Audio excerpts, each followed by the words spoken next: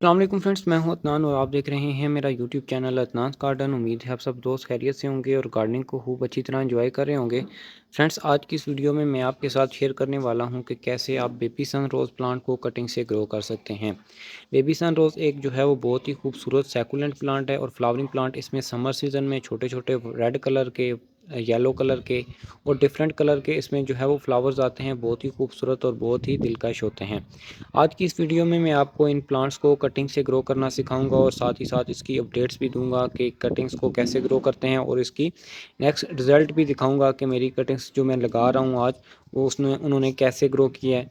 तो वीडियो को पूरा वॉच कीजिएगा। चैनल पर नए हैं तो चैनल को सब्सक्राइब ज़रूर कीजिएगा ताकि गार्डनिंग से रिलेटेड इन्फॉर्मेशन आप तक पहुँचती रहे।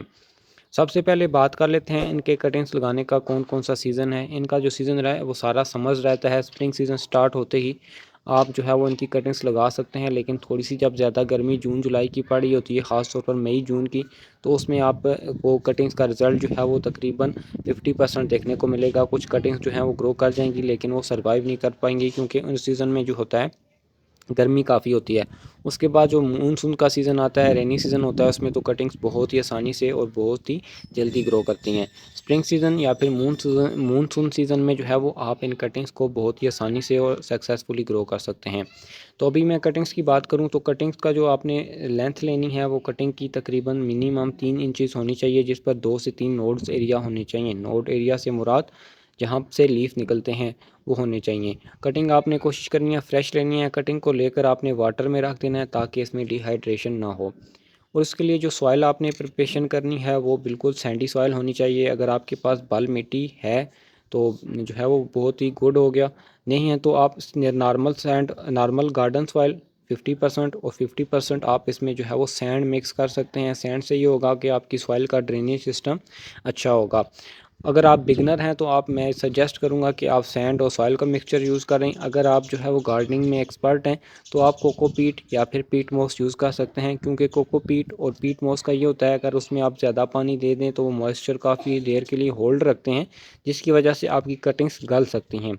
सैंडी सॉइल हो तो वो वाटर जल्दी उसका ड्रेन हो जाता है। इसलिए आप जो है वो स्टार्ट अगर कर रहे हैं तो मैं आपको प्रेफर करूँगा कि आप सैंड और सॉइल का मिक्सचर बना लें, उसमें आपकी कटिंग जल्दी ग्रो करेगी।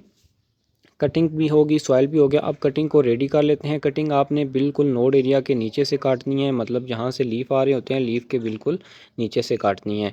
और किसी शार्प कटर की मदद से या ब्लेड की मदद से आपने ऐसा यूज़ करना है ब्लेड जो बिल्कुल क्लीन हो। उसमें किसी किस्म के जो है वो पुराना अगर रखते हैं तो उसमें जर्म वगैरह आ जाते हैं, जिसकी वजह से आपकी कटिंग सक्सेसफुली ग्रो नहीं कर पाती। तो आपने नीचे वाले लीव्स को जो है वो आपने रिमूव कर देना है, इस तरह जिस तरह मैं कर रहा हूँ। इसी तरह जो है सारी कटिंग्स को मैं रेडी कर लेता हूँ। ये एक कटिंग मेरी जो है वो रेडी हो चुकी है। इसी तरह बाकी कटिंग्स को भी मैं रेडी कर लेता हूँ।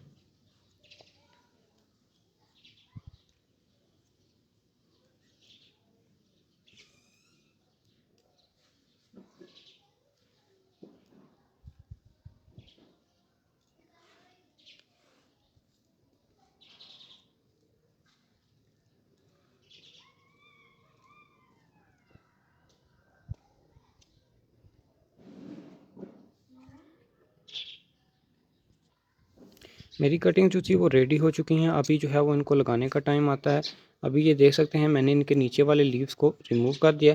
उसके बाद जो है वो आपने रूटिंग हार्मोन अगर आपके पास नहीं है तो ऑर्गेनिक वे में आप जो है वो एलोवेरा का यूज़ कर सकते हैं। एलोवेरा एक बेस्ट ऑर्गेनिक रूट के जो है वो ऑर्गेनिक रूट हार्मोन का काम करता है।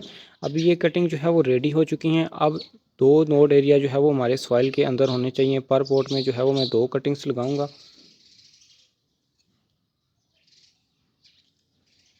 और कटिंग लगाने के बाद आपने फ़र्स्ट टाइम अच्छी तरह वाटरिंग करने के बाद इसको जो है वो सेमी शेडेड एरिया में प्लेस कर देना है या फुल शेड में, जहाँ पर इसको डायरेक्ट सनलाइट इस पर ना पड़े। तो उसके बाद जो है वो वाटरिंग आपने इसमें कम ही करनी है, सेकुलेंट है क्योंकि। और जब इसको सॉइल आपको ऊपर से ड्राई फील हो रही हो दैन ही आपने इसमें जो है वो वाटरिंग करनी है। अभी इसको जो है वो हम अच्छी तरह फर्स्ट टाइम वाटर करेंगे, देन इनको जो है वो हम सेमी शेडेड एरिया में प्लेस करेंगे। नेक्स्ट अपडेट के लिए वीडियो के साथ जुड़े रहिए। आफ्टर 30 डेज़ के बाद जो है वो बेबी सन रोज़ की कटिंग्स काफ़ी अच्छी तरह ग्रो कर रही हैं। इनके लीव्स की जो न्यू ग्रोथ है वो तो हो रही है। अभी हम इनकी जो है वो रूट्स को भी निकाल कर देखेंगे कि इनकी रूट्स जो हैं वो कैसे जो है वो ग्रो कर रही हैं। और 30 डेज़ के बाद जो है वो इसकी रूट्स ने कितना डेवलप किया। हमारे प्लांट्स काफ़ी मैच्योर हो चुके हैं। अभी इन पर फ्लावरिंग तो नहीं स्टार्ट हुई, लेकिन फ्लावरिंग बड्स बन रहे हैं, जैसा कि आप देख सकते हैं। जल्द ही इस पर जो है वो फ्लावरिंग भी स्टार्ट हो जाएगी। इनको निकालने का मकसद सिर्फ़ और सिर्फ आपको ये दिखाना कि ये रूटिंग स्टार्ट कर चुके हैं या नहीं। लेकिन अगर आपने कटिंग्स आपको नज़र आ रही हैं, इसके लीव्स ग्रो कर रहे हैं, तो यकीनन जो है वो कटिंग्स ग्रो कर चुकी होंगी। इन्हीं पोर्ट में लगा रहने दें, या किसी और पोर्ट्स में आप जो है वो लगाना चाहते हैं तो इनको डायरेक्ट रीपोर्ट कर दें। इनकी जो रूट्स के साथ जो सॉइल होती है उनको रिमूव ना करें, क्योंकि गर्मी का सीज़न है तो उससे आपका प्लांट जो है वो मर भी सकता है। मेरे पास थोड़ा बहुत एक्सपीरियंस है, इसकी मदद से जो है वो मैं प्लांट को रिकवर कर लूँगा।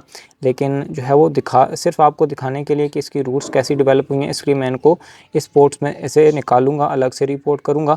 और इनके लिए जो मैं सॉइल अलग से जो रिपोर्ट करूंगा, लगाऊंगा प्लांट, इसमें मैंने जो है वो सैंड और नॉर्मल गार्डन सॉइल और कंपोस्ट का मिक्सचर लिया है। इसमें मैंने तकरीबन 50 जो है वो गार्डन सॉइल, सैंड और कंपोस्ट जो कि काऊ डंग कंपोस्ट है, इसको अच्छी तरह बारीक करके छान लिया है। इसको यूज़ करूँगा छोटे अलग पोट्स में, इनमें मैं इनको ट्रांसप्लांट करूँगा।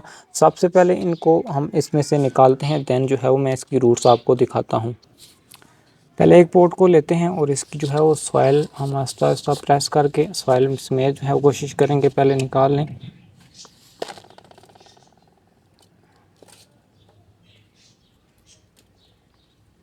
ये जैसा कि आप देख सकते हैं कि इसकी रूट्स जो है डेवलप तो हुई हैं, लेकिन काफ़ी बारीक हैं, अभी काफ़ी छोटी रूट्स हैं। इसलिए जो है वो इसको हमने अलग निकाल कर लगाने में इतनी जल्दी नहीं करनी। जस्ट मैंने आपको दिखाने के लिए निकाला है। ये प्लांट अगर आप एक जो है वो डायरेक्टली लगाते हैं सॉइल में, तो अगर इस तरह निकाल कर लगाते हैं, इसकी रूट्स आप को हवा लगा देते हैं, तो कोई चांसेस हैं कि आपके प्लांट्स मर सकते हैं। तो ये कटिंग्स जो थी वो मेरी सक्सेसफुली ग्रो कर चुकी हैं और इनकी रूट्स आपके सामने हैं डेवलप होती हुई, और मज़ीद ये प्लांट्स मैच्योर होते जा रहे हैं। तो ये थी मेरी जो है वो बेबी सनरोज़ के मतलब कि कैसे आपने बेबी सनरोज़ की कटिंग को ग्रो करना है। उम्मीद करता हूँ वीडियो पसंद आई होगी। अभी हम जो है वो इनको इसी अलग पोट्स में ट्रांसप्लांट करेंगे, और ये रिपोर्टिंग वाला काम जो है वो आपने इवनिंग के टाइम करना है, या फिर जिस टाइम धूप ना हो, क्योंकि इसमें आपका प्लांट शॉक में जा सकता है, इसकी रूट्स बर्न हो सकती हैं, क्योंकि ये अभी इसकी रूट्स इतनी मैच्योर नहीं हुई होती।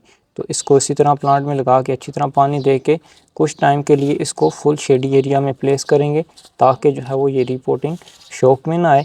इसी तरह जो है वो हम प्लांट्स की कटिंग्स को ग्रो कर सकते हैं। ये जो मेथड मैंने आपके साथ शेयर किया है, इस मेथड की मदद से जो है वो आप बेबी सनरोज़ की कटिंग जस्ट 30 डेज़ में ग्रो कर सकते हैं। उम्मीद करता हूँ वीडियो पसंद आई होगी। वीडियो पसंद आए तो वीडियो को लाइक कर दीजिएगा, चैनल पर नए हैं तो चैनल को सब्सक्राइब कर दीजिएगा। चलते हैं, अल्लाह हाफिज़।